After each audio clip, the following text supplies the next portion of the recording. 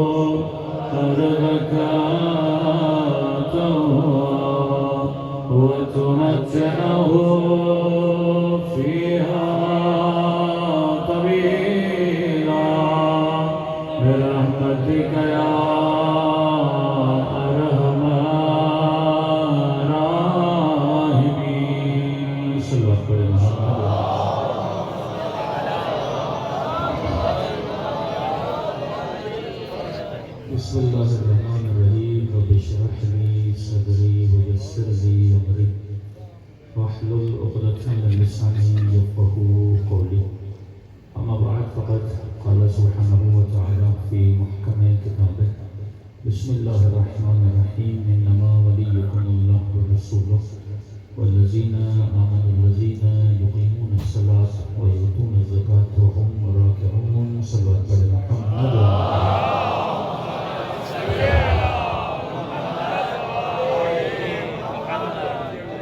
دعا ہے پروردگار عالم ہم سب کی عبادتوں کو اپنی بارگاہ میں قبول فرمائے اور جس مقصد زندگی کی خاطر ان مجالس میں آتے ہیں مقاصد میں بھی ہم سب کو کامیابی نصیب فرمائے۔ مسلسل آپ کی خدمت میں ولایت نظری اور ولایت عملی کے عنوان سے گفتگو ہو رہی ہے کہ بہت کم ہمارے ممبروں سے ولایت عملی میں گفتگو ہوتی ہے اور تقریباً اس سال ہم نے اسی موضوع سے ہر جگہ مجالس پڑھی تاکہ کم از کم لوگوں کے ذہنوں میں یہ عنوان ہی بیٹھ جائے۔ کیونکہ جب عنوان ذہن میں بیٹھ جائے تو انسان پھر اس جستجو میں نکلتا ہے. تو کم از کم اس نام سے آشنائیت ہی ہو جائے، ایک پہچان ہی ہو جائے کہ ہمیں صرف نظری شیعہ نہیں بننا بلکہ عملی شیعہ بننا. کیونکہ جنگ نظریوں کی نہیں ہے، جنگ عمل کی ہے.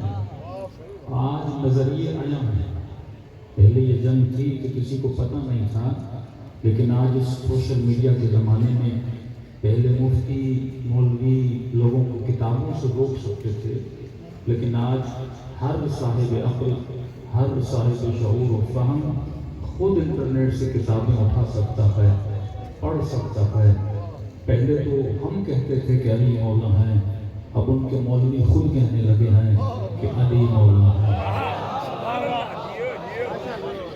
تو آج انسان کو سمجھنا چاہیے، یعنی آج وہ زمانہ ہے کہ حق بھی آیا ہے، باطل بھی آیا ہے. اب یہ انسان کا اپنا انتخاب ہے کہ وہ حق کو چنتا ہے یا باطل کو چنتا ہے. تو اب یہاں پر ولایت عملی آتی ہے. دیکھیے حق کی پہچان اور ہے، حق پہ عمل کرنا اور ہے. یہ جتنے مطالب آپ سنتے ہیں وہ اخلاقی مطالب ہوں، علماء فرماتے ہیں مطالب سننا بڑا آسان ہے، لیکن سب سے خطرناک مرحلہ یہ ہے کہ بندہ وہ مطالب سنے اور ان مطالب پہ عمل کرے. اب اللہ کا عذاب بڑا اشد ہوتا ہے. ایک بندے کو پتہ ہی نہیں کہ نماز ہے بھی کہ نہیں، لیکن جب پتہ چل جاتا ہے انسان کو کہ واقعاً کوئی نماز ہے، کوئی رسول ہے، کوئی امام ہے، کوئی ولی ہے، اب یہ بندہ اگر عمل نہ کرے تو یہ اشد العذاب میں مبتلا ہو جاتا ہے. تو خدا نے برملا اعلان کیا کہ مسلمانوں انما ولیکم اللہ، میں اللہ تمہارا ولی ہوں، والرسول میرا رسول تمہارا ولی ہے، والذین آمنوا الذین یقیمون الصلاۃ ویؤتون الزکاۃ وہم راکعون، اور تیسرا وہ تیرا ولی ہے جو حالت رکوع میں زکوٰۃ دیتا ہوا نظر آئے. تو جب پہلی ولایت کا اعلان ہوا ہم سب نے کہا لا الہ الا اللہ. جب دوسری ولایت کا اعلان ہوا تو ہم سب نے کہا محمد رسول اللہ. اب میں نے کہا کہ اگر آیت رک جاتی تو شیعہ بھی رک جاتے. آیت ایک قدم آگے بڑھی کہ تیسری ولایت ہے تو ہم سب نے کہا علی ولی اللہ. اور میں نے کہا کہ تاریخ کا عجیب واقعہ ہے. دیکھیے وہ سافٹ ویئر کسی کام کا نہیں جو آپ کو صحیح ایڈریس نہ بتائے.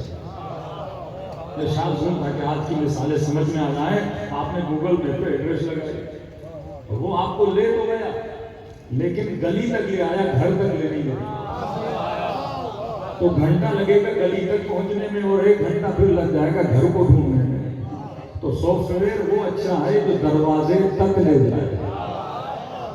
تو اللہ بھی جب جب ایڈریس بتاتا ہے پرفیکٹ ایڈریس بتاتا ہے. یہ نہیں کہا کہ تیرا ولی وہ ہے جو زکوٰۃ دے گا، وہ ولی ہے جو حالت رکوع میں زکوٰۃ دے گا. آج تک کسی مسلمان نے رکوع میں زکوٰۃ نہیں دی تھی.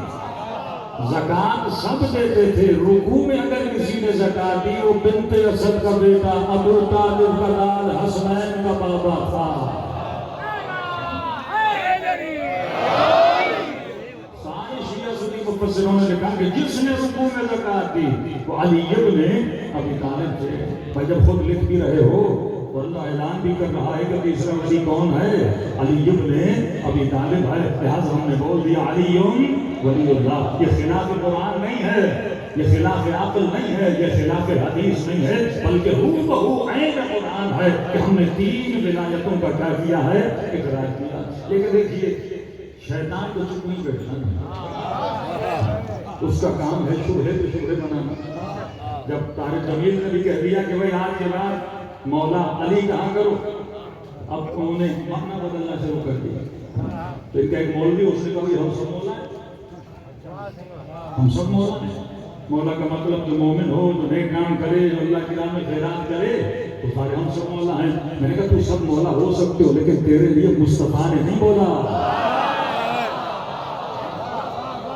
اسپیسیفک اگر کسی کے لیے بولا جائے کہ من کنت مولا ہو فہذا علی مولا، جس کا میں مصطفیٰ مولا ہوں اس کا علی مولا ہے. تو کہنے لگے کہ ہم بھی ولی ہیں. کیا ہوا؟ تو بھی رکوع میں ایک بار زکات دے دے. میں نے کہا تو نے زکات دی آیت کے آنے کے بعد، علی نے زکات دی آیت سے پہلے، اور علی کی زکات دینے پہ علی کو ولایت ملی تھی. تو دماغ نقل والا ہے نا، علی عقل والے ہیں. علی کا دشمن نقل والا ہے، لیکن یہ دماغ شبہ تو بناتا ہے. اس کا کام شبہ مطلب ایک ایسی چیز کو کریٹ کرنا کہ انسان کے ذہن میں الجھنے پیدا ہونے لگے. صلی اللہ علیہ محمد وعلی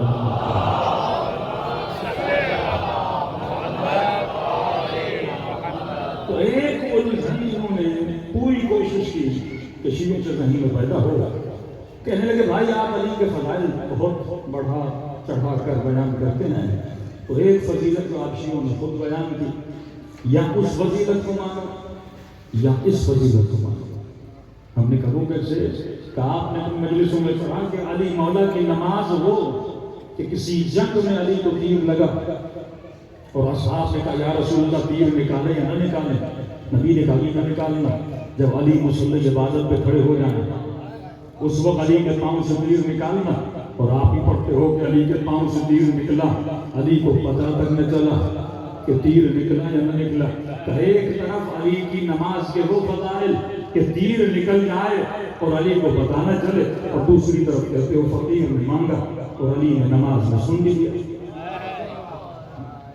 تضاد تو ہے نا دونوں باتوں میں کہ نماز میں آواز سن لی لیکن علی کو نماز میں تیر نکلنے کا پتہ نہ چلا. اب بولتے ہیں یا بولو یہ فضیلت صحیح ہے یا وہ فضیلت صحیح ہے. ہم نے کہا قرآن کے مطابق دونوں فضیلتیں صحیح ہیں. رہا جناب پہلی فضیلت کا کہ میں نے پہلی مجلس میں کہا تھا کہ فقیر نے ایک بار نہیں 3 بار مانگا تھا. کہے کوئی خیرات دینے والا علی نے خیرات نہیں دی. تو دوسری بار ہے کوئی خیرات دینے والا مولا نے خیرات نہیں دی. تیسری بار لوگوں سے نہیں مانگا تھا، اللہ سے مانگا تھا. اور وہ علی جو ہمیشہ حضور خدا میں ہوتے ہیں آواز کو سن لیا، خیرات کو دے دیا. رہی بات مولا کی حالت نماز میں تیر نکلنے کی کہ یہ ممکن نہیں کسی بندے کا پاؤں سے تیر نکلے اور اسے پتہ نہ چلے. میں نے کہا قرآن پڑھ فضیلت علی سمجھ میں آ جائے گی. سورہ یوسف قرآن مجید کا 12واں سورہ. جناب زلیخا پر مصر کی کافرہ عورتیں اعتراض کرنے آئی. اے زلیخا تیرا مقام کیا، تیرے غلام کا مقام کیا؟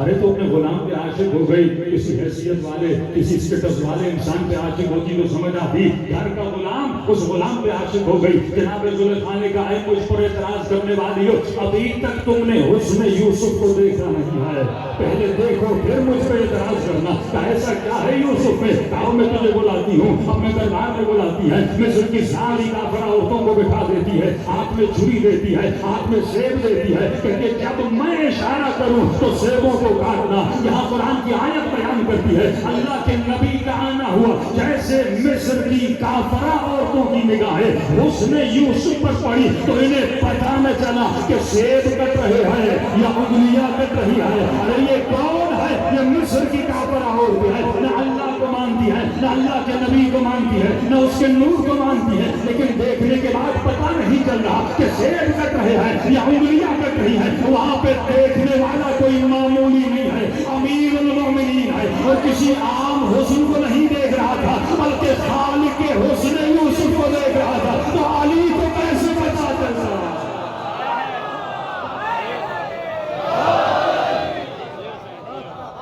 عام حسن نہیں تھا بلکہ خالق کے حسن یوسف تھا.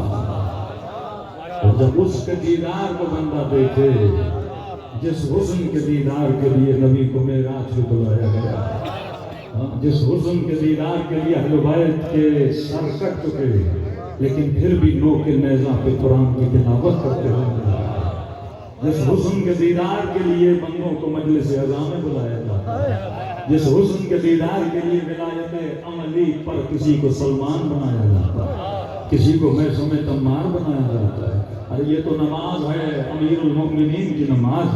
خدا آپ کو مشہد میں امام رضا کی زیارت نصیب کرائے. صحن انقلاب میں ایک بہت بڑے عالم دین آیت اللہ عظمہ نخودگی کی قبر ہے جو صاحب کرامت کی ہیں، تھوڑا بہت ان کا ذکر بھی ہوگا مجالس میں۔ مشہد کا خادم رہتا ہے، سخت سردی، برف باری، مائنس کی سردی تھی، کوئی بیٹھ نہیں سکتا تھا۔ یہ عالم کی عادت تھی، روز آتے تھے نماز تہجد مولا رضا کے حرم میں پڑھتے تھے، اور ہمیشہ پڑھتے کہاں تھے؟ امام رضا کے حرم کی چھت، جہاں پہ گنبد ہے وہاں پہ نماز پڑھتے تھے آسمان کے نیچے۔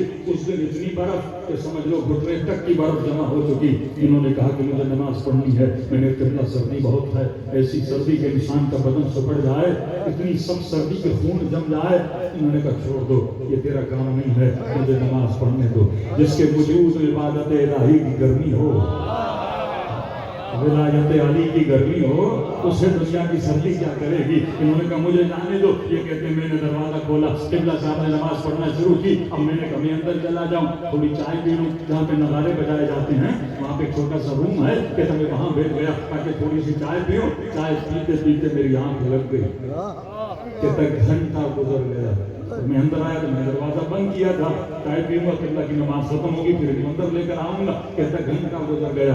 اچانک سے آنکھ کھلی، میں نے کہا قبلہ تو سپڑ گئے ہوں گے۔ اتنی سردی میں بندہ مر جائے، پورا آدمی 60 سال کا، کہتا جلدی دوڑا امام رضا کی چھت پر گیا، اور میں نے کیا دیکھا؟ جس حالت میں چھوڑ کے گیا تھا اسی حالت میں حالت رکوع میں کھڑے ہوئے ہیں، اور ان کی پیٹھ پر کئی انچ برف جمع ہو چکی ہے۔ میں حالت پریشان، جب ان کی نماز ختم ہوئی میں نے کہا جب آپ کو سردی نہیں لگی کہ جب علی کا نماز کی حالت میں پاؤں سے تیر نکل جائے، علی کو پتہ نہیں چلتا تو علی والے کو برف کا پتہ کیا چلے گا؟ وہ اصل ولایت عملی ہے جو اہل بیت تمہیں عطا، یہ اصل کرامت ہے کہ کبھی قلندری بنانا چاہتے ہیں۔ ہاں، صرف لطیف نام رکھنے سے کوئی لطیف نہیں بنتا، صرف قلندر کہلانے سے کوئی قلندر نہیں بنتا، جب تک وہ صفات بننے میں نہ آ جائے۔ کہ میں نے کہا اللہ نے یہ بڑا طریقہ ہے پروردگار عالم کا کہ خدا نے کبھی نام نہیں بتایا، مسلمان ناموں پہ لڑ رہا ہے، اللہ نے صفات بتائی ہے۔ کہ یہ امام سجاد کا نام علی تھا، نام علی تھا، لوگوں نے کہا یہ زین العابدین ہے، لوگوں نے کہا یہ سید الساجدین ہے۔ ہمارے نبی کا نام محمد تھا، لوگوں نے کہا کہ یہ امین ہے۔ مولا کا نام علی تھا، لوگوں نے کہا یہ مشکل کشا ہے، لوگوں نے کہا یہ فاتح خیبر ہے، نبی نے کہا یہ غیر فرار ہے، نبی نے کہا یہ رجل ہے، نبی نے کہا یہ کرار ہے۔ نام پڑھتا ہے، کردار بنانے کے بعد خلقت سے نام نہیں ملتا، تو خود کو پروف کرتا ہے پھر تجھے نام ملتا ہے۔ اس لیے اللہ نے جب صفات اہل بیت کا اعلان کیا اللہ نے صفات بتائی۔ انما یرید اللہ لیذہبعنکم الرجس اہل البیت ویطہرکم تطہیرا۔ یہ نہیں کہا کہ اہل بیت رسولیہ ہیں، مطلب سیدہ ہے، علی ہے، حسن ہے، حسین ہے، محمد ہے۔ وہاں پر بھی صفات بتائی کہ اہل بیت رسول وہ ہے جن سے میں نے ہر طرح کے رجس کو دور کیا ہے۔ تو شیعہ گھبرانا نہیں، کون کس کو اہل بیت میں لا رہا ہے، پہلے صفت کو دیکھ لینا، اگر رجس سے دور ہے تو اہل بیت ہے۔ صفت بتا دی، انا مدینۃ العلم وعلی بابها، میں شہر علم ہوں، اور علی کیا ہے؟ دروازہ ہے۔ یعنی علی وہ ہے جس میں علم کی صفت ہوگی۔ اگر یہ ہر سلولی کے دعوے پہ تیرے سوال کا جواب دے تو امام حق ہو سکتا ہے۔ یہ مت دیکھنا امام 60 سال کا ہے، 50 سال کا ہے یا 60 سال کا ہے، امام کے لیے عمر کی قید نہیں ہے، امام امام ہوتا ہے۔ اگر 60 سال کا بھی ہو جا کر اس سے سوال کر دینا، اگر تیرے ہر سوال کا جواب دے تو امام حق ہے۔ لیکن اگر یہ کہے بیٹی سے پوچھ آتا ہوں، امام ہوتا ہے، وہ صفات بیان کرتے ہیں، لیکن مسلمان تعصبات میں جگڑ جاتے ہیں۔ یہ دین تعصب کا دین نہیں ہے۔ ان اکرمکم عند اللہ اتقاکم، یہاں معیار تقویٰ ہے، یہاں معیار علم ہے، یہاں معیار عصمت ہے۔ یہاں تو رشتہ داریوں کو دیکھا نہیں چاہتا، بیٹا چاہے نوح کا ہو لیکن باپ کی صفت نہیں ہے تو اللہ کہتا ہے یہ تیرے اہل سے نہیں ہے۔ اور اگر خونی رشتہ داری نہیں ہے، حسبن نسبن رشتہ داری نہیں ہے، لیکن رسول فرماتے ہیں سلمان و منا اہل اللہ، یہ صفت ہے، ہے ان کی اپنی اولاد کا، جعفر کذاب اپنا بیٹا ہے، لیکن اگر جھوٹ بولتا ہے تو نبی بتاتے ہیں 2 جعفر آئیں گے، پہلے سے اعلان ہو رہا ہے 2 جعفر آئیں گے، ایک صادق ہوگا ایک کاذب ہوگا۔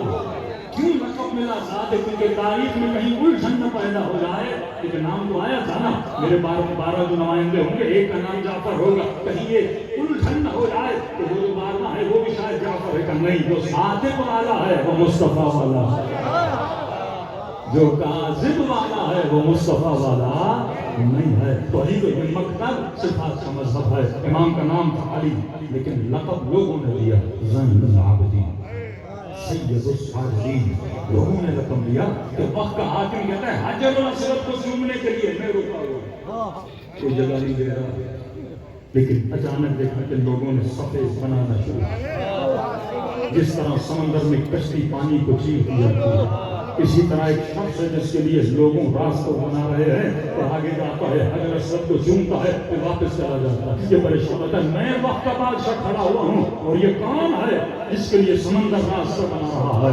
سب نے کہا یہ زین العابدین،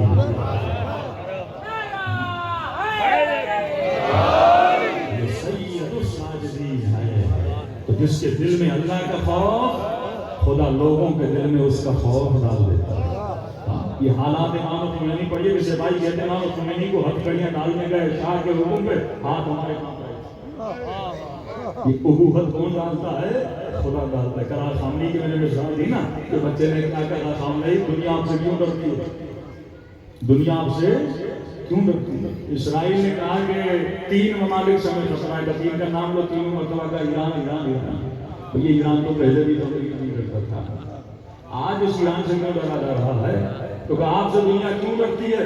انہوں نے یہ نہیں کہا بیٹا کیونکہ ہمارے پاس بڑے میزائل ہیں، کیونکہ ہمارے پاس امام رضا ہے، کیونکہ ہمارے پاس حضرت معصومہ معصوم ہے، یہ نہیں کہا۔ انہوں نے وہی جواب دیا جو امیر المومنین والا جواب تھا، کہا آپ سے دنیا کیوں ڈرتی ہے؟ انہوں نے کہا بیٹا دنیا ہم سے اس لیے ڈرتی ہے کیونکہ ہم خدا سے ڈرتے ہیں۔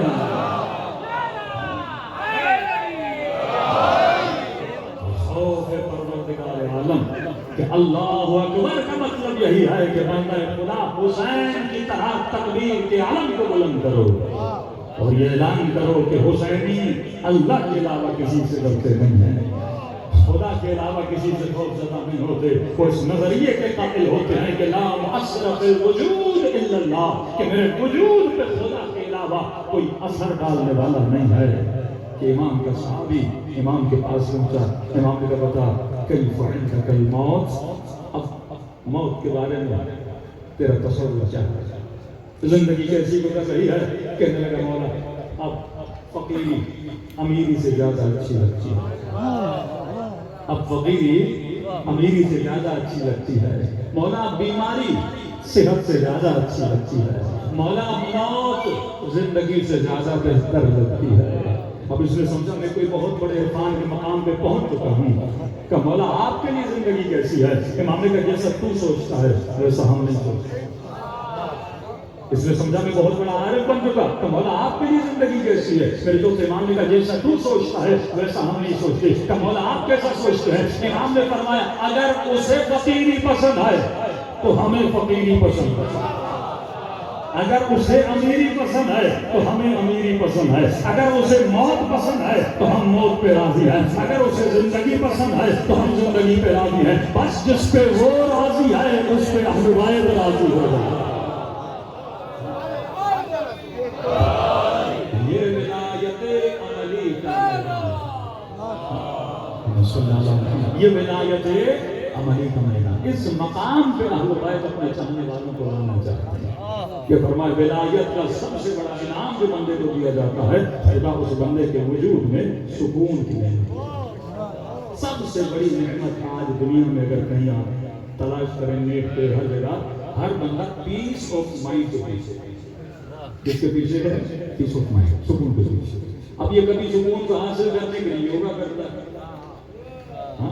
کبھی سکون دینے کے لیے مندر چلا جاتا ہے، کبھی سکون دینے کے لیے کسی مناسب گاہ میں چلا جاتا ہے، کبھی کسی مرشد کا مرید بن جاتا ہے۔ اب مختلف لوگ کس چیز کے پیچھے ہیں؟ سکون کے پیچھے۔ اب انہیں مختلف ڈائریکشن دی جاتی ہے، کوئی کہتا ہے یوگا کرو تو سکون ہے، کوئی کہتا ہے میڈیٹیشن میں سکون ہے، کوئی اسے کہتا ہے فلاں پیر و مرشد کے پاس چلے جاؤ تو سکون ہے، کوئی اس زبان کو کہتا ہے پیسہ کماؤ تو سکون ہے، کوئی کہتا ہے فلاں لڑکی مل جائے تو سکون ہے، کوئی کہتا ہے فلاں گاڑی مل جائے تو سکون ہے، کوئی کہتا ہے فلاں بنگلہ مل جائے تو سکون ہے۔ لیکن آپ قرآن کی طرف چلیں، اے خدا سکون لینا چاہیں تو سکون کہاں ملتا ہے؟ کیا سکون بنگلوں میں ہے؟ کیا سکون گاڑیوں میں ہے؟ کیا سکون مال میں ہے؟ آئے اس سے کوئی انکار نہیں ہے کہ مال سکون دیتا نہیں، دیتا ہے لیکن ٹیمپریری۔ یہ نہیں کہ گاڑی سکون دیتی نہیں، ٹیمپریری۔ کئی ایسے مالدار ملیں گے، بنگلہ گاڑی ہر چیز ہے، لیکن آج بھی ان کو راتوں کو نیند نہیں آتی۔ لیکن کئی ایسے علی کے نوکر ملیں گے، سوکھی روٹی کھا کے گرم ریت پہ بھی سو جاتے ہیں، لیکن پھر بھی سکون کی نیند آتی ہے۔ یہ سکون کیا ہے جس کی تلاش میں بندہ ہے؟ تو دنیا بھی تمہیں سکون دکھاتی ہے اور کہتی ہے اس چیز میں سکون ہے، اس چیز میں سکون ہے، اور تو پوری زندگی اس چیز کو حاصل کرنے میں لگا لیتا ہے، لیکن جب وہ چیز مل جاتی ہے پھر احساس کرتا ہے سکون تو ملا، جو سکون چاہیے تھا وہ سکون تو ملا نہیں، اب پھر کسی اور چیز کی تلاش میں جاتا ہے۔ اب مال آ گیا، اب کوئی کہتا ہے شراب کے سکون سے، یہ پھر شراب کے پیچھے جاتا ہے، جب وہ بھی پی لی پھر بھی اس کو سکون نہیں ملتا، اب یہ کسی اور چیز کے پیچھے جاتا ہے، کسی طرح 70-80 سال اس کی زندگی گزر جاتی ہے، لیکن وہ حقیقی سکون جس کو ملنا تھا اسے قطعاً حاصل نہیں ہوتا۔ اسی لیے فرمایا کہ اے مسلمانوں، انا مدینۃ العلم وعلی مولا، اسی لیے فرمایا کہ من کنت مولا ہو فہذا علی مولا، اسی لیے امام رضا نے فرمایا کہ لا الہ الا اللہ حسنی من نقل حسنی امن من عذابی بشرطها وشروطها وعلا من شروطها، کہ اے مسلمانوں لا الہ الا اللہ سے بھی تجھے سکون نہیں ملے گا، لا الہ الا اللہ کہو گے تو قلعہ لا الہ الا اللہ میں داخل ہو جاؤ گے، لیکن اگر سکون کی شرط ہے تو ہم اہل بیت السکون کی شرط ہے، اگر اللہ تک بھی تجھے کوئی پہنچا سکتا ہے وہ وجود یا نبی کا وجود ہے یا علی و آل علی کا وجود ہے۔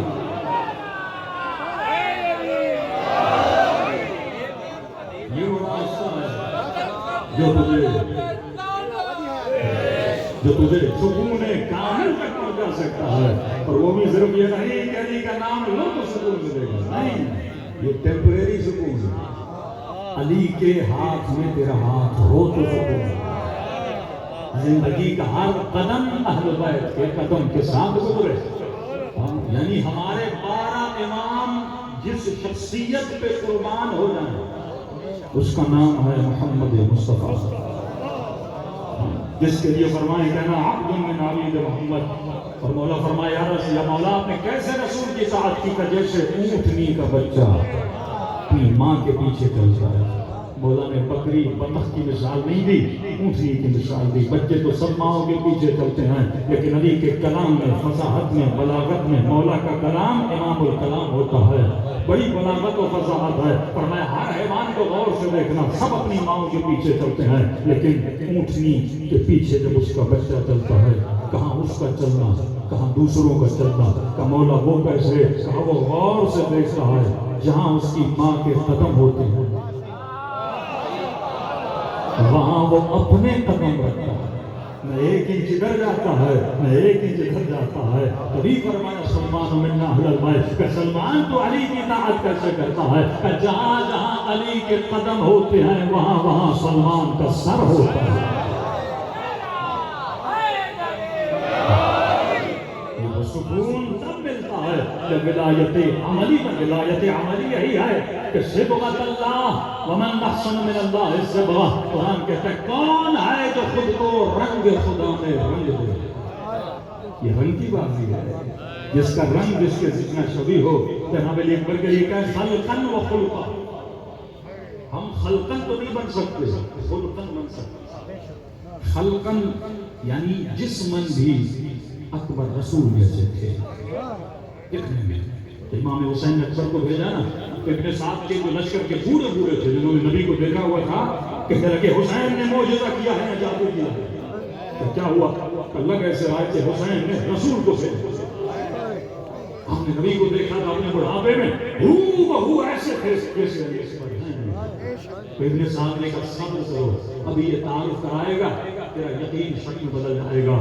کسی نے تلوار نہ نکالی، نیزہ نہ نکالا، کہ یہ ہو رسول جیسا، اس کا چلنا رسول جیسا، اس کا بولنا رسول جیسا، اس کا چہرہ رسول جیسا، اس کی زلفیں رسول جیسی، اس کی قد و قامت رسول جیسی. جب ایک مرتبہ علی اکبر نے تعارف کروایا کہ لوگوں مجھے پہچانو، انا ابن مصطفیٰ انا ابن علی المرتضیٰ. جب کہا کہ میں علی کا بیٹا ہوں، فرماتے مولا اس وقت ساری باتیں نکلی کہ یہ نبی نہیں ہے، یہ علی کا بیٹا ہے. خلقاً و خلقاً، دکھنے میں نبی جیسا علی اکبر، اور اخلاق میں بھی نبی جیسا. تو ہم سب لوگ دکھنے میں تو ان جیسے قطعاً نہیں بن سکتے، لیکن اخلاق میں تو بن سکتے ہیں، رفتار میں تو بن سکتے ہیں. جس طرح سلمان بنا صبغۃ اللہ تھا نا، رنگ علی کا سلمان میں، کہ جب چلتا تھا تو لوگ یہ نہیں کہتے تھے یہ سلمان ہے، کہتے تھے جب یہ چلتا ہے تو ہمیں علی یاد ہے. جب مولا کی حکومت آئی تو سارے کوفے اور مکے مدینے نے بولا کہ علی کی حکومت کو دیکھ کے ایسے لگتا ہے جیسے نبی حکومت کر رہا ہے. پھر سے سنت رسول کو علی نے اختیار کیا. تو یہ امام کا ہاتھ ہونا بہت ضروری ہے. مسلمان کو سوچنا چاہیے وہ اللہ جو پیدا ہوتے ہی مچھلی کو تیرنا سکھائے. مچھلی کو تم نے سکھایا کہ کسی اسکول میں سے تیرنا سیکھا؟ یہ پیدا ہوتے ہی تیرنا سیکھ جاتی ہے. تو وہ اللہ چاہتا تو پیدا ہوتے ہی تیری ہدایت کرتا. ایسا تھا کہ نہیں؟ اللہ کے لیے کون سی بڑی بات تھی؟ وہ اگر چاہتا تو پیدا ہوتے ہی اپنی پہچان، اپنی معرفت سب کچھ تمہیں دے دیتا. لیکن اللہ نے تجھے اپنی معرفت نہیں دی، اس نے تجھے اپنی معرفت کے لیے یا مصطفیٰ کا محتاج کیا یا مرتضیٰ کا محتاج کیا. میں کبھی بھی مجھ تک نہیں پہنچ سکتے وہ یہودی جنہوں نے لا الہ الا اللہ کہا لیکن اگر مصطفیٰ کو نہ مانے تو جنت نہیں ہے. اسی طرح مسلمان جب تک مصطفیٰ کو نہ مانے اور مصطفیٰ کے کہے ہوئے علی مرتضیٰ کو نہ مانے تب تک نہ جنت ملتی ہے نہ نجات ملتی. صلی اللہ علیہ وسلم محمد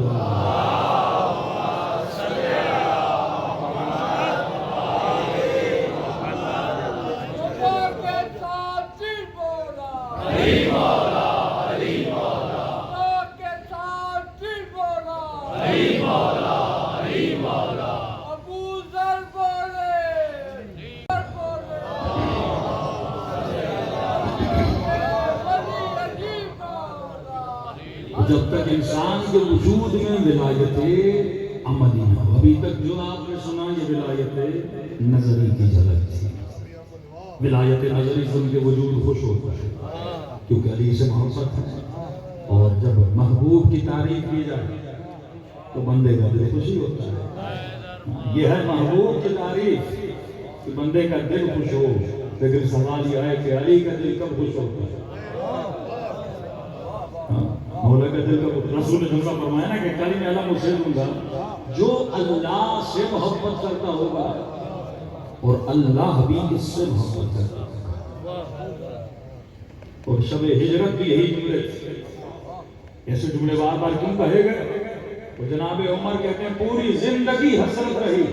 یہ جملہ میرے نہیں کہا کہ عمر کون سا جملہ؟ کہ یہی جملہ کہ نبی نے کہا کہ وہ اللہ سے محبت کرتا ہے اور اللہ مجھ سے محبت کرتا ہے. کہ ہم سب تو اللہ سے محبت کرتے ہیں لیکن پتہ نہیں اللہ کرتا ہے کیا نہیں. لیکن علی کے لیے یقین کامل ہے کہ اللہ علی سے محبت کرتا ہے اور علی اللہ ہر مسلمان بول سکتا ہے میں اللہ سے محبت کرتا ہوں. ہمیں کیسے پتا چلے وہ بھی تجھ سے کرتا ہے؟ تو یقیناً جس سے علی کرتے ہوں گے اس سے اللہ محبت کرتا ہوگا کیونکہ اللہ تو علی سے محبت کرتا ہے اور علی اللہ سے محبت کرتے ہیں. یہ دو طرفہ محبت ہے. تو یہ پورا مجمع علی سے محبت کرتا ہے. پورا مجمع مولا علی سے محبت کرتا ہے. کلیے سے برادران اہل سنت سارے مولا علی سے محبت کرتے ہیں. آپ بھی مولا علی سے محبت کرتے ہیں. لیکن مجھے کیسے پتا چلے علی بھی مجھ سے محبت کرتا ہے؟ مجھے کیسے پتا چلے؟ میں اپنی محبت کو مولا کے دل میں ڈالوں تو کیسے ڈالوں؟ علی تو میرا محبوب ہے، میں محبوب علی کیسے بنوں؟ یہ کمال زندگی ہے. ہر باہنر صاحب ہنر کی تعریف کرتا ہے لیکن ایک وقت آئے کہ وہ باہنر تیری تعریف کرے تب کمال ہے. تو مجلس یہ کمال سکھاتی ہے. ہر شہید وہ 4 اصحاب جن کا سر امام حسین کی گود میں تھا، سب نے ایک سوال کیا تھا، مولا حسین ہم سے راضی ہو گئے؟ یہ کیوں جملہ اتنا ضروری ہے کہ جان نے اتنی قربانیاں دی لیکن سر حسین کی گود میں زخمی ہو کے خون کربلا کی زمین پہ بہہ چکا ہے، تو اس وقت فرماتے مولا حسین کیا آپ مجھ سے راضی ہیں؟ تو یہ سوال پوچھنے والا ہے جس نے پوری زندگی خدمت حسین میں گزاری، لیکن ہر علی والا جاتے جاتے مطمئن ہونا چاہتا تھا کہ حسین راضی ہوئے. میں نے تو محبت کا پتہ کیا، اپنے مولا کی زبان سے بھی تو سنوں کہ مولا مجھ سے راضی ہو گئے. تو یہ وہ جملہ ہے جو ہر مومن کو سننا ہے اپنی مرنے سے پہلے کہ مولا میں نے تو آپ سے محبت کی لیکن مجھے کیسے پتا چلے کہ آپ بھی مجھ سے محبت کرتے ہیں؟ تو مولا اسے کچھ کلو دیتے ہیں. اے مومن، اگر تو چاہتا ہے علی بھی تجھ سے محبت کرے تو تو اپنا رنگ علی جیسا بنانا شروع کر. علی جیسا رنگ بنا تو خدا بھی تجھ سے محبت کرے گا، نبی بھی تجھ سے محبت کرے گا. ہاں کوئی مثال دے رہا ہوں، تجھے بھی مثال دے رہا ہوں. کسی ماں کا بیٹا دنیا سے چلا جائے تو اس سے بڑا پیار کرتی ہے، اور کوئی ایسا چہرہ نظر آتا ہے تو اس کے بیٹے جیسے محبت ہوتی ہے. کتنی ہوتی ہے؟ اچھا کربلا میں مولا کی زری دیکھتے ہیں، ویسی زری کسی نے بنا دی، اس سے محبت ہوتی ہے کہ نہیں ہوتی؟ یعنی شبیہ ہیں دیکھ کر بھی بندے کو محبت ہو جاتی ہے. مسلمانوں نے جوتی بنا لی، پتہ نہیں وہ ہے بھی کہ نہیں، لیکن آ کر محبت کر رہے ہیں. کیوں محبت کر رہے ہیں؟ کیونکہ نسبت ہے نا. ذہن میں ہے کہ دیکھی نہیں ہے لیکن ذہن میں کہ شاید نبی کی جوتی ایسی جوتی تھی، اس سے محبت کرتا. یہ تقاضا محبت ہے. جہاں محبوب کی جھلک نظر آتی ہے بندہ اسے کیا کرتا ہے؟ محبت کرتا ہے. تو اگر تو بھی خود کو شبیہ بنی کردار حسین، کردار علی، تو جب شبیہ بنتا جائے گا سیدہ تجھ سے محبت کرے گا، مولا علی تجھ سے محبت کریں گے، امام حسین تجھ سے محبت کریں گے. لیکن خدا نہ خاص اگر کوئی اپنے وجود میں خود کو شبیہ یزید بنا دے تو یہ مت سمجھنا کہ حسین تجھ سے محبت کریں گے. یزید کی بھی شبیہ ہوتی ہیں، یہ داعش یزید کی شبیہ ہے، یہ ظلم یزید کی شبیہ ہے، یہ نشہ یزید کی شبیہ ہے، شراب پینا یزید کی شبیہ ہے.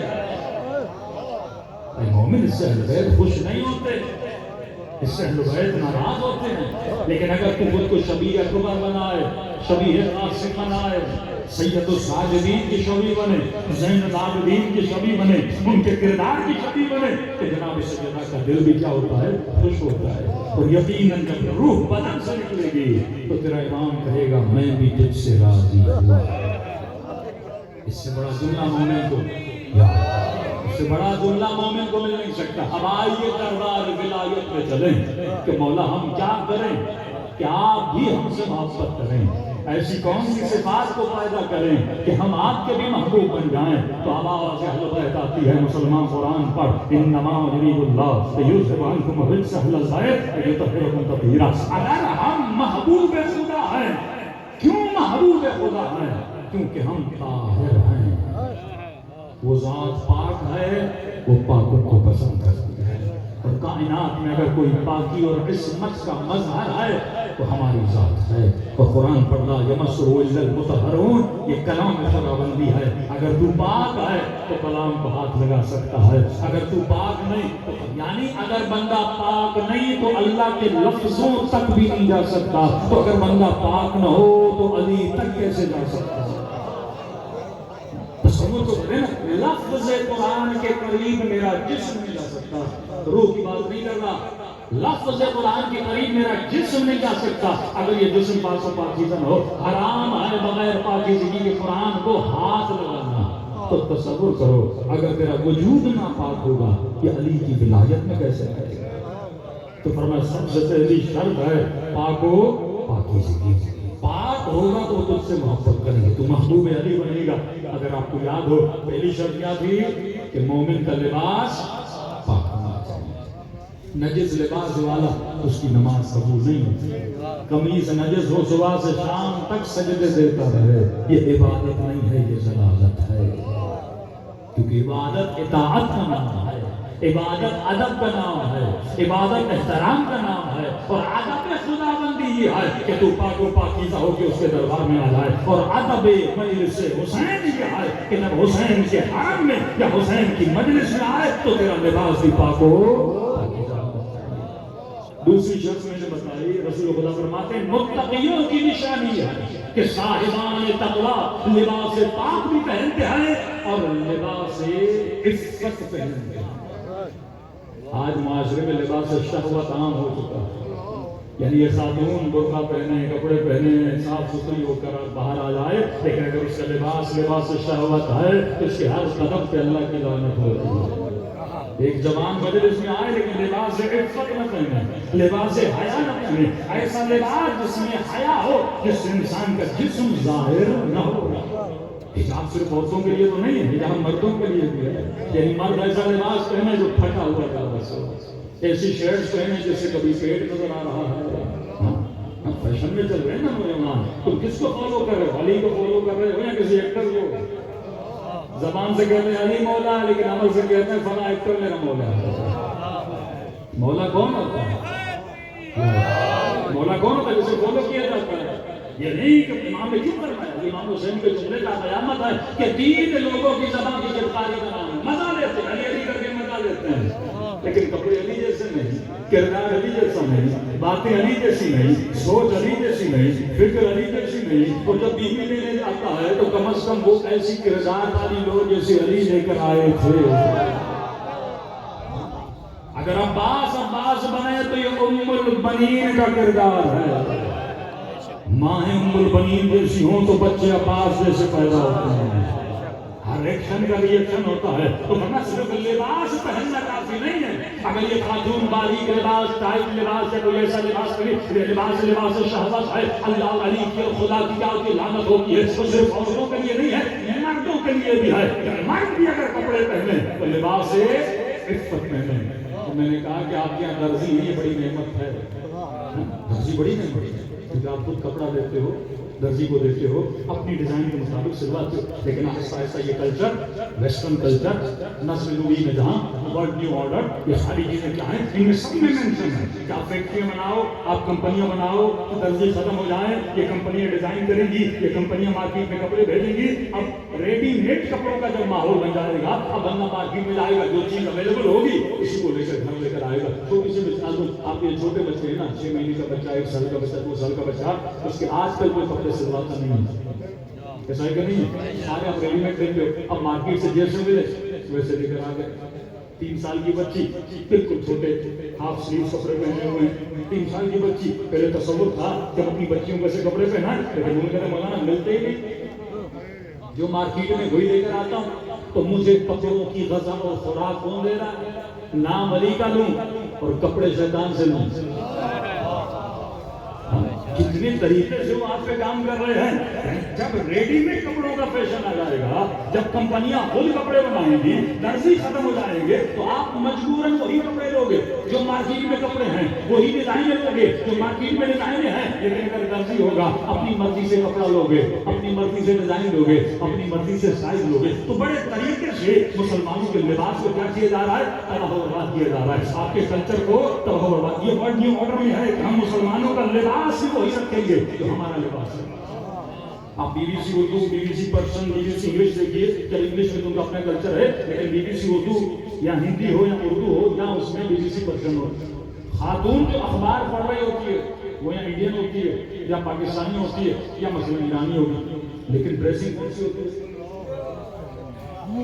کبھی بھی وہ آپ کا کلچر نہیں بنائیں گے۔ بھائی پاکستانی بات ہے تو پاکستانی کپڑے پہناؤ، لیکن نہیں وہ اسکرٹ پہنائیں گے، اپنا کلچر پہنائیں گے، بالوں کا اسٹائل بھی وہی ہوگا۔ یہی ذہنی غلامی کا نام ہے، یہی ویسٹرن کلچر کو مسلمانوں پہ ڈیسائڈ کرنے کا نام ہے کہ وہ تمہارے کلچر کو تباہ برباد۔ اور یہاں پاکستانی چینل، پاکستانی ملک، اپنا پیسہ، پاکستانی خاتون کہ وہی ذہنی غلامی کپڑے کون سے پہنتی ہے؟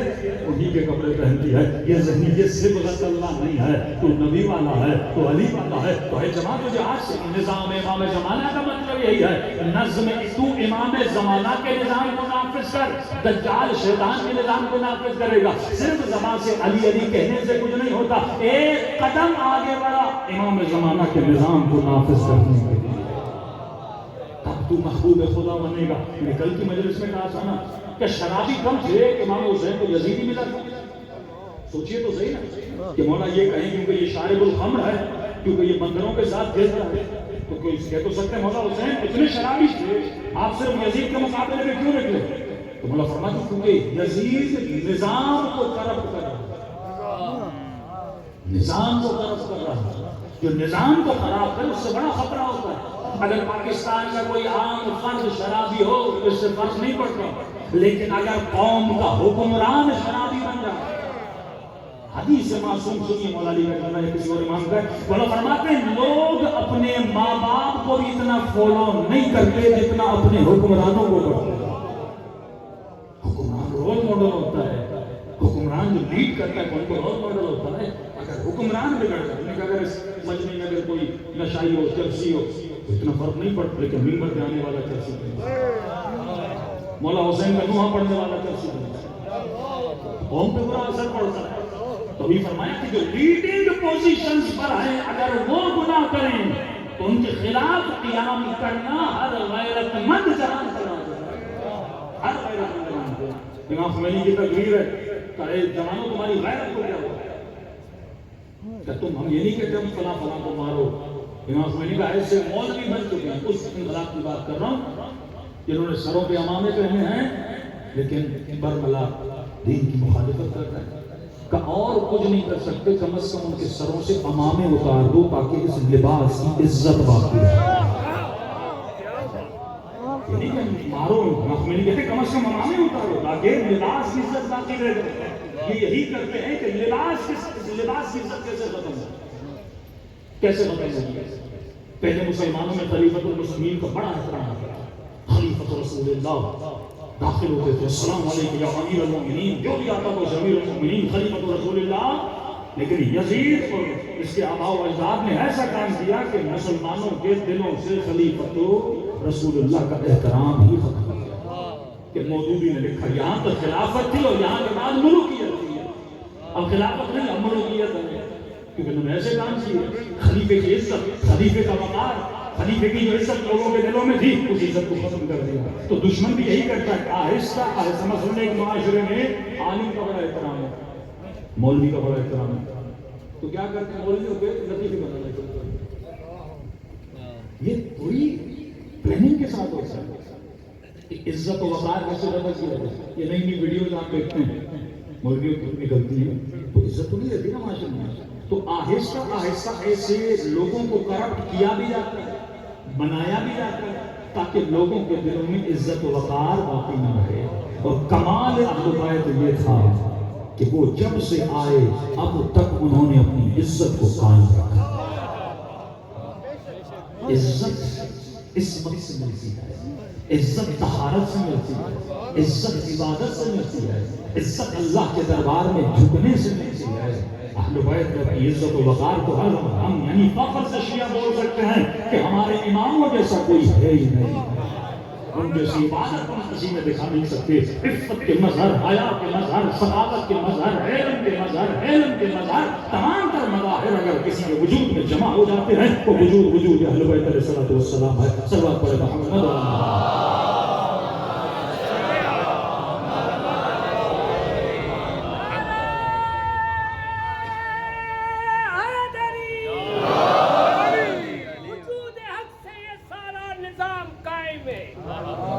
وجود حق سے یہ سارا نظام قائم ہے اور کسی کے فیض سے یہ انتظام قائم ہے. وہ اور ہوں گے یتیمان مذہب و ملت, ہمارے سر پہ ہمارا امام قائم ہے. برائے صوت ظہور امام زمانہ باواز بلند تر صلوات.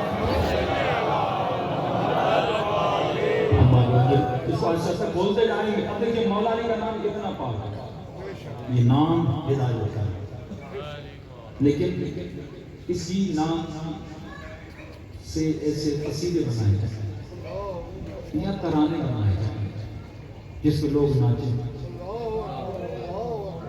جو نام ہدایت کا باعث ہے اس نام کو گمراہی میں یوز کیا جائے.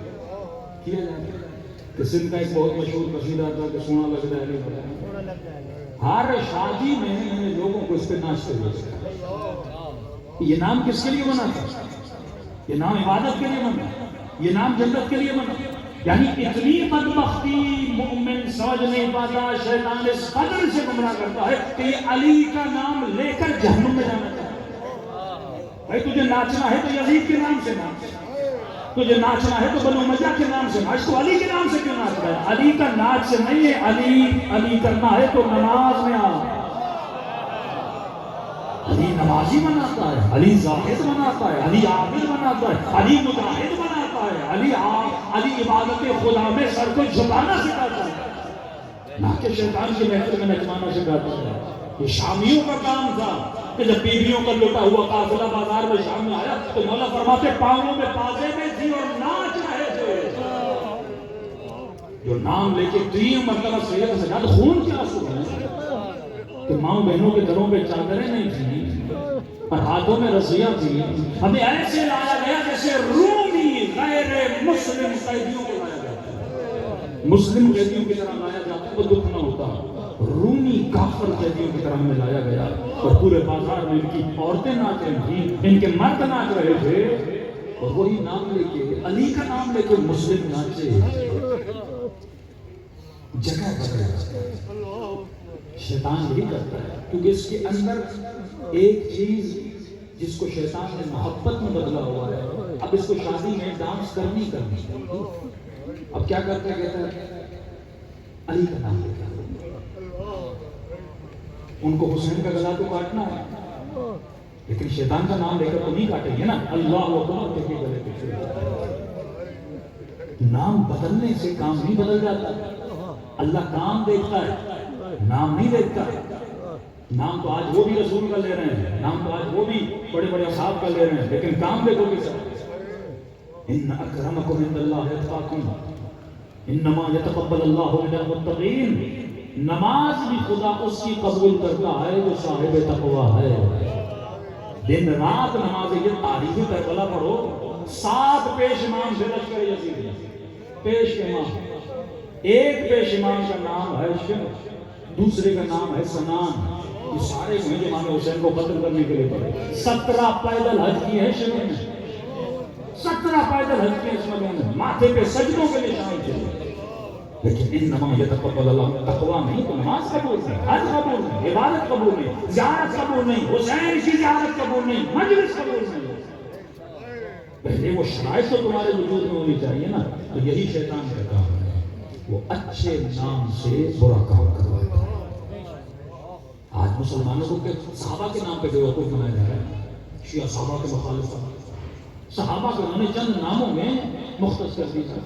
یعنی صرف نبی کا صحابی ابو سفیان، صرف نبی کا صحابی معاویہ ابن ابو سفیان ہے. عمار صحابی نہیں، ابو ذر صحابی نہیں، سلمان صحابی نہیں، ابن عباس صحابی نہیں. یہ سارے کون ہیں کہ یہ صحابی نہیں؟ کیا حسین نبی کے صحابی نہیں؟ کیا علی صحابی نہیں؟ تو شیعہ کہ ان کو نہیں مانتے. لیکن ایک چیز کو اتنا دہراؤ، اتنا دہراؤ، اتنا دہراؤ کہ لوگوں کے ذہن میں وہ چیز بیٹھ جائے. یعنی ایک جھوٹ کو اتنا ریپیٹ کرو تاکہ لوگوں کو وہ جھوٹ بھی سچ لگے. 70,000 ممبروں سے علی کو برا بنا تھا. کو جب شامیوں کو پتا چلا کہ علی شہید ہو گئے کہ خدا بھی کس طرح حق کو برباد کرتا ہے. اللہ کی اپنی پلاننگ ہے، شیطان کی اپنی پلاننگ ہے. مولا کی شہادت مسجد میں ہونا یہ مصلحت الہی ہے. علی کو کہیں بھی شہادت ملے، مولا کو اگر کسی میدان میں بھی شہادت ملے تو وہ مسجد بن جاتی ہے. جہاں علی کو شہادت ملے اس زمین کو فخر ہے کہ جہاں علی شہید ہو رہے ہیں. کربلا میں مولا حسین کی شہادت بھی اللہ نے کربلا کو مومنوں کی جنت بنا دیا. ان کا وجود جہاں جا رہے وہ جگہ مسجد بن جاتی ہے. لیکن مولا کی شہادت مسجد میں ہونا کیوں؟ وہ بھی صبح کی نماز میں ہونا کیوں؟ بہترین عبادت میں شہادت ہوئی. بہترین عبادت، تمام تر عبادتوں میں بہترین عبادت نماز ہے، اس نے مولا کی شہادت دی.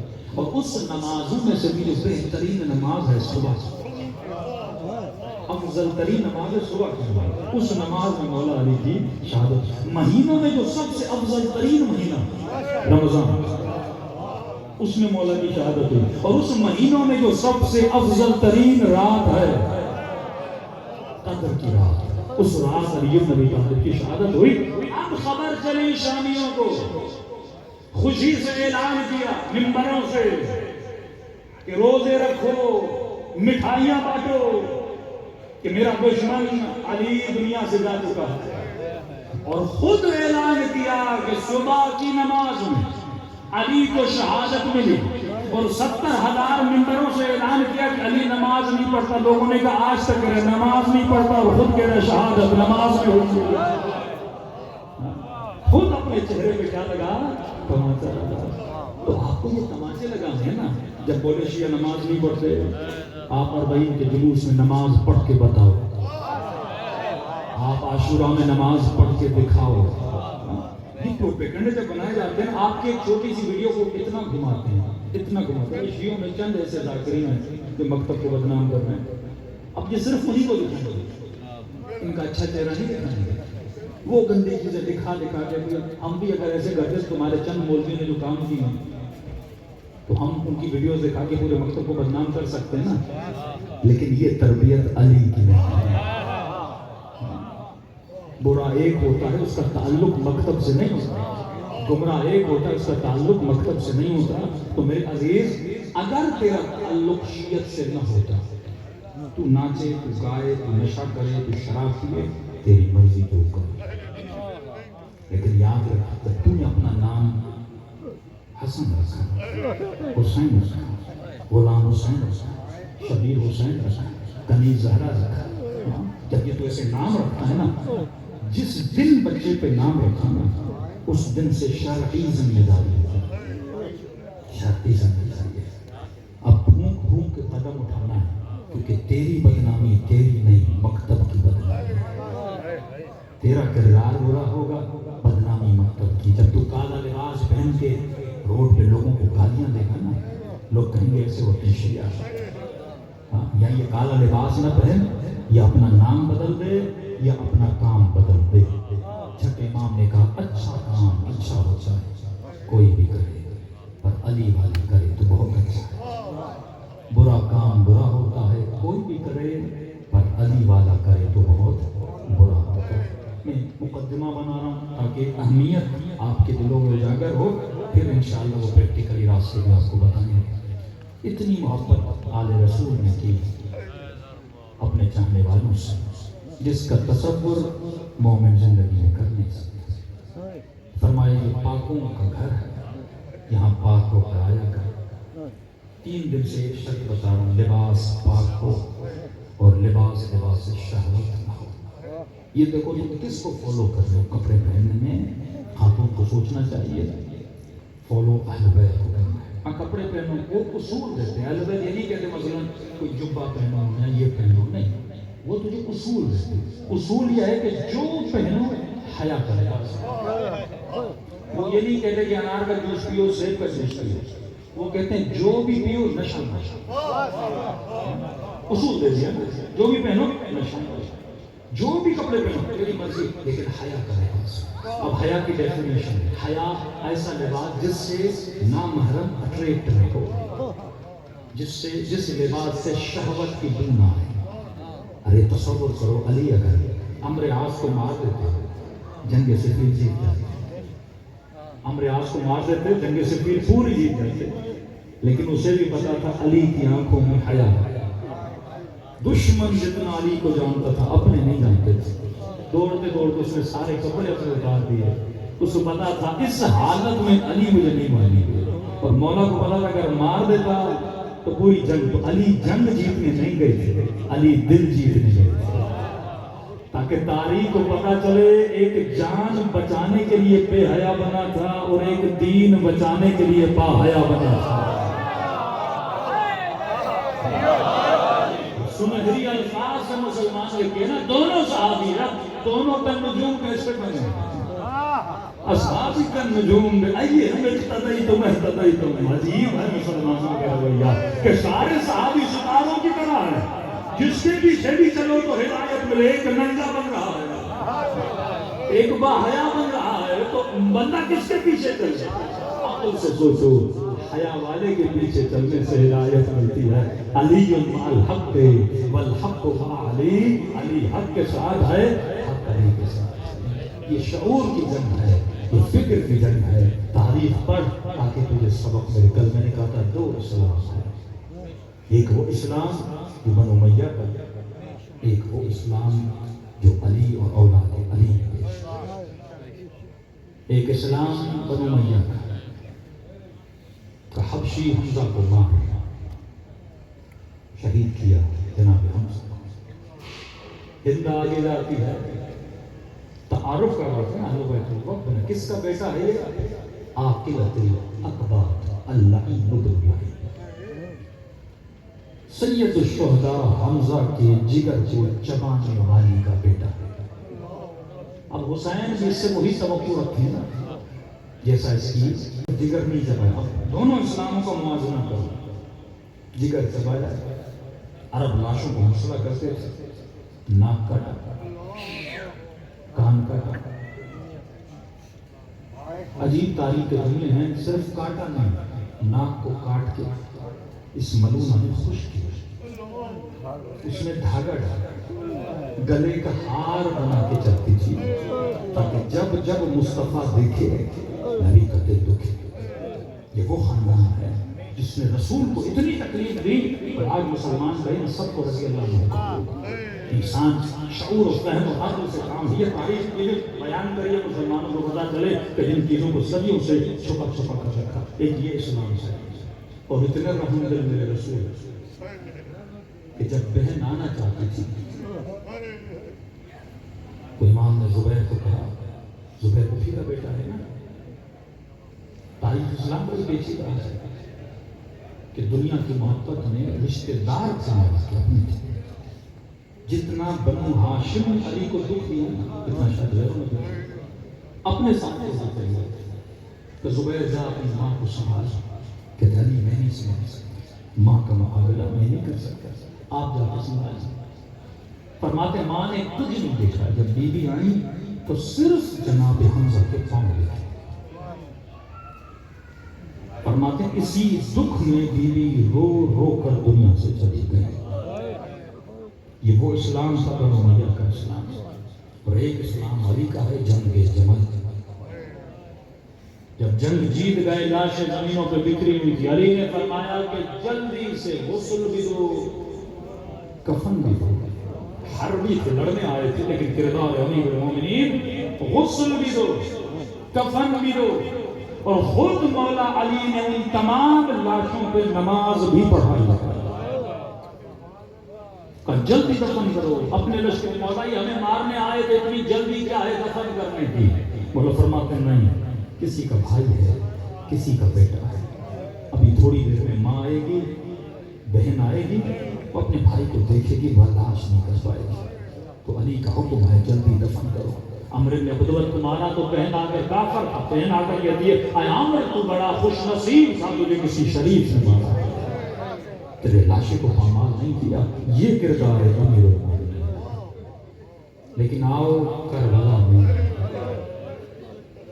یزید کے اسلام کا رنگ دیکھو. صرف مارا نہیں، بدن سے ہر چیز اتار دی. انسان کا بدن دو چیزوں سے پہچانا جاتا ہے. کوئی حادثہ ہو جائے دو چیزوں سے، یا سر سے پہچانا جاتا ہے یا کپڑوں سے پہچانا جاتا ہے. سیدہ زینب جب گودی قتل گاہ میں گئی تو بھائی پہچان نہیں آ رہا. کسی مومن نے کہا اگر کوئی ایک بندے کے ساتھ ایک ہفتہ بھی رہا ہو نا، اگر 20 سال کے بعد بھی دیکھے نا، اسے دیکھ کے پہچان جاتا ہے. کہا وہ زینب جو پوری زندگی حسین کے ساتھ ہے. لیکن جب گودی قتل گاہ میں پہنچی تو ہر لاشے کو دیکھ کے کہتی تھی انت اخی، کیا تو میرا بھائی ہے، کیا تو میرا بھائی ہے؟ تو کسی نے مولا سے کہا مولا بی بی زینب پہچان کیوں گئی تھی؟ کہا کیسے پہچان تھی؟ جب بدن پہ سر تھا، تن پہ لباس تھا. اور اتنے زخم تھے کہ مولا فرماتے ہیں 1000 سے زیادہ زخم میرے بابا کے بدن پہ. کسی نے اعتراض کیا مولا انسان کے بدن پہ اتنی طاقت نہیں کہ 1000 زخم ہو، جگہ ہی نہیں ہے. کہ امام نے فرمایا تو سچ کہہ رہا ہے جگہ نہیں ہے، لیکن میرے بے بابا کے بدن پہ زخم تھے. کہ مولا وہ کیسے؟ فرمایا ربحم علی ربح، ایک زخم سے دوسرا زخم تھا. جہاں کسی نے پتھر مارا وہیں پہ کسی نے نیزہ مارا، وہیں پہ کسی نے تلوار چلایا. مجھے نہیں معلوم بہن تو پھر بھی برداشت کر، لیکن 4 سالہ بیٹی نے کیسے برداشت؟ جو صاحب اولاد ہیں وہ میری باتوں کو بہتر سمجھتا ہوں. کہ میں نے کل بھی کہا تھا کہ آسٹریلیا کا مومن کہتا ہے مولانا پہلے بھی روتا تھا جناب سکینہ پہ، اب زیادہ روتا ہوں. میں نے کہا اب کیوں زیادہ روتے ہو؟ کہ مولانا پہلے اللہ نے بیٹی نہیں دی تھی، لیکن جب سے صاحب اولاد ہوا ہوں. میں نے ایک جگہ بھی کسی مومن کو کہا نا اللہ تجھے 2-3 مہینے 4 مہینے کا تیرے اولاد ہو، بیٹا ہو یا بیٹی ہو، میں کہوں تھوڑی دیر کے لیے اپنا بیٹا میں اس کے سر سے چند وال کھینچ. میں نے کہا مومن کسی بھی قیمت پہ راضی ہو گئے کہ نہیں مولانا اتنا بھی راضی نہیں ہوگا. میں نے کہا تصور کرو وہ باپ نے کیسے برداشت کیا.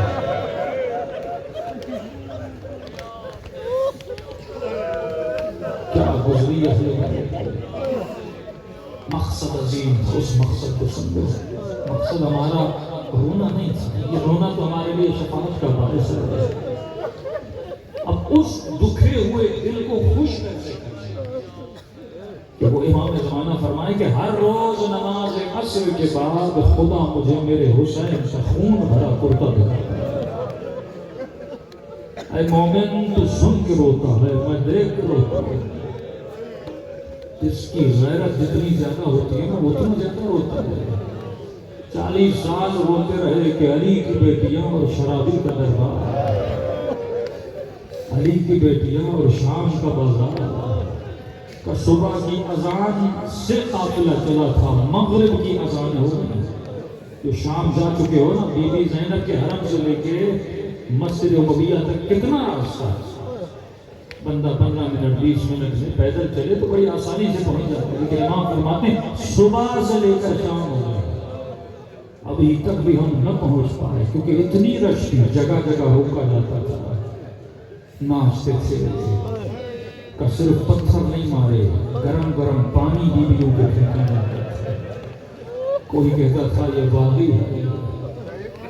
زینب کہتی تھی جو کہنا ہے کہو، لیکن میرے حسین کو باغی نہ کرو، میرا حسین نمازی ہے.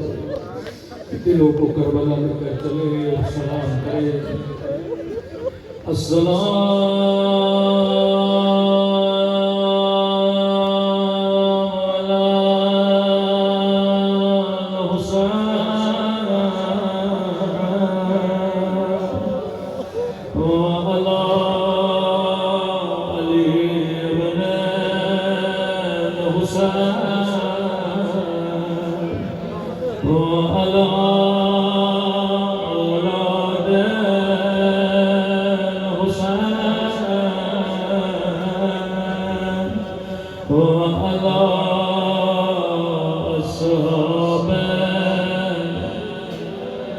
حسین کی صدا گونجنی چاہیے.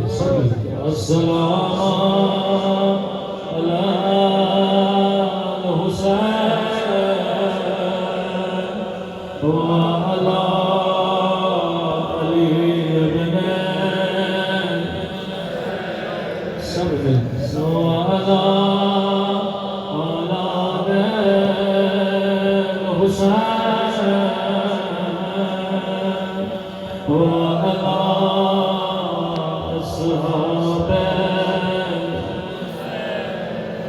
ایسے حسین حسین کہو جیسے زینب نے حسین حسین کیا. سب مل کے بلند آواز سے سلام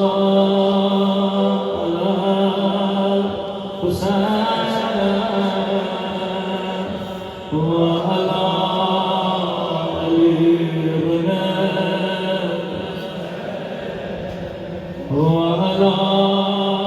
اولاد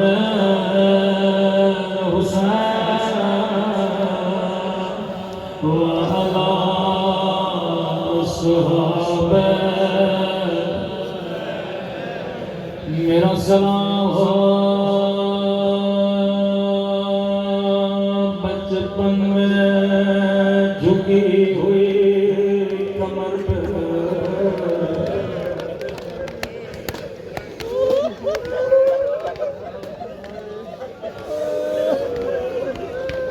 میرا سلام ہو بچپن میں اس بچی پر جس کے بال سفید ہو گئے تھے آپ نے کوئی ایسی بچی دیکھی جو بچپن میں دیواروں کا سہارا لے کر جلدی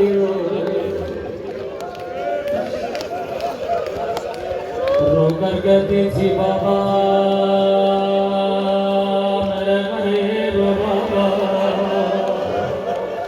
وہ میرے پردیسی بابا بابا آنکھیں کھولو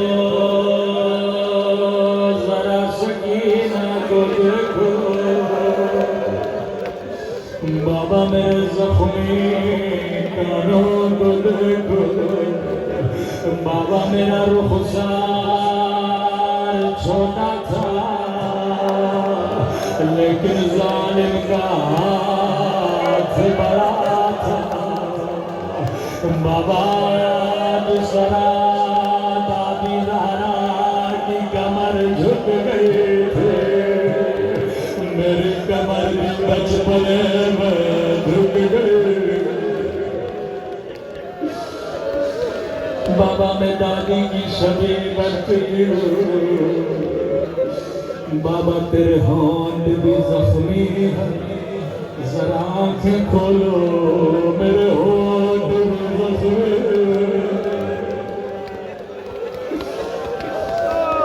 کسی نے کہا امام سجاد کیا شمر کی اپنی بیٹی نہیں تھی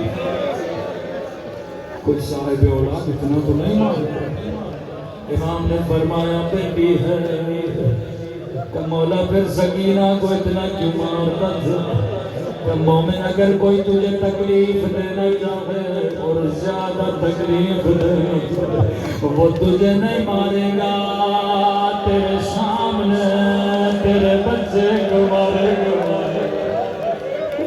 یہ ظالم جانتا تھا میں سکینہ سے بڑا پیار کرتا ہوں زینب سکینہ سے بڑا پیار کرتی ہے جب بھی سکینہ کا دل دکھانا تھا یہ ہمارے سامنے سکینہ کو تماچے مارتا تھا یہ بچی کو کامیاب مارتا تھا کئی مقامات ہیں جس پہ سید سجاد خون آج ایک مقام سنو روایت بڑی سا لیکن آج نہ پڑھوں گا تو پھر کب پڑھوں گا ذاکر پڑھو پڑھو تاکہ ہمارے شیعوں کو پتہ تو چلے کیسی کیسی مصیبت ہے 40 سال خوب روئے مولا وہ کون سا مقام تھا جس نے آپ کو اتنا رلا میرے مولا نے فرمایا شام شام شام یہ نام ایسا تھا کہ سجاد رو پڑتا تھا کہ مولا شام کا وہ کون سا مقام فرمایا شام اور دربار یزید اس دربار میں مجھے خون رلایا صبر سجاد تھا جس نے برداشت کیا مولا دربار میں ایسا کیا ہوا قدیمی مومن ہوں میں اشارہ کروں رونا تیرا نصیب فرمایا شام اور دربار یزید مولا دربار میں ایسا کیا ہوا فرمایا ایک رسی تھی اس رسی میں سجاد کو بڑا بڑا ایک رسی تھی اور 18 گردنیں تھی ایک رسی تھی اور 18 گردنیں تھی جو ابھی تک نہیں رویا میں سمجھانے کے لیے کہہ رہا ہوں ایک رسی تھی اور 18 گردنیں تھی اداکاروں کسی کا قد بڑا کسی کا قد چھوٹا تمام لوگ جب میں کمر کو سیدھا کرتا تھا باقر کی آواز آتی تھی او بابا میرا گلا گھٹ رہا ہے سمجھ گئے جب یہ ظالم رسی سے کھینچتے تھے جو چھوٹے چھوٹے بچے ہوتے تھے وہ رسیوں پہ لٹکتے تھے کئی بچے رسیوں سے لٹکتے تھے اتنے میں یزید دربار میں اپنے تخت پہ بیٹھا اللہ جانے ملوں کے کانوں میں شمر نے کیا کیا سب سے پہلا سوال جو ملوں نے کیا پہلی نگاہ جو ملوں نے کی اس نے ایک مرتبہ قیدی بیویوں کو پہلا سوال کیا حسین کی 4 سالہ بچی کو شمر لعین سکینہ کی طرف ملوں نے پہلا سوال کیا بچی تیرا نام کیا ہے اب تھوڑی دیر کے لیے میری طرف دیکھیے روایت کے جملے بڑے سرد جیسے کہا بچی بتا تیرا نام کیا ہے راوی کہتا ہے بچی نے جواب دیا او بچی کے ہوٹ ہے پر آواز نہیں نکلی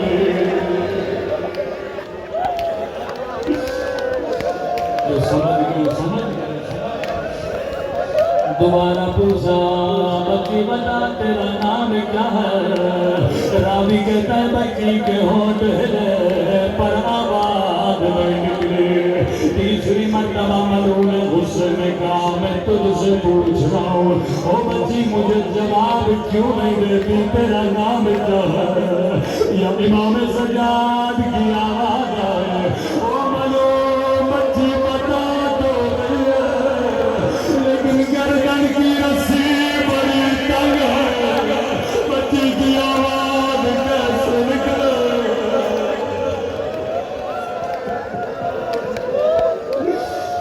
ملوں نے حکم دیا رسی کھولی جائے جیسے رسی کھولی گئی دھیمی سی آواز میں آواز میرا نام سکینہ ہے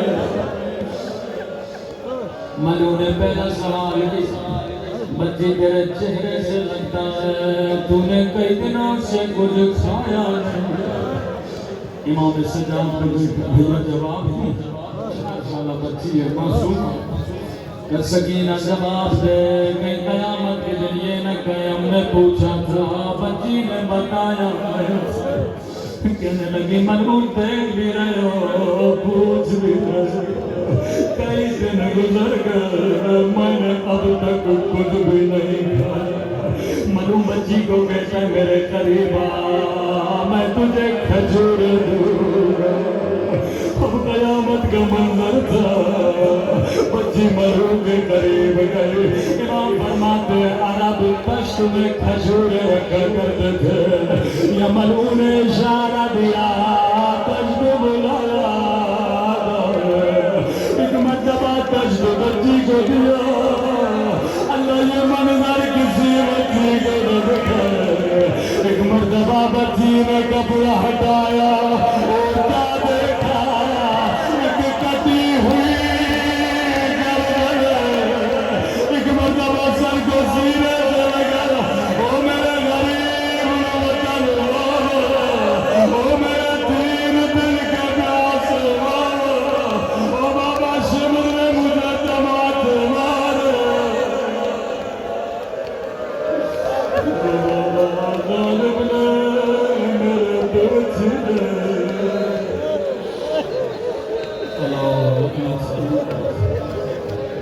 علی القوم الظالمین۔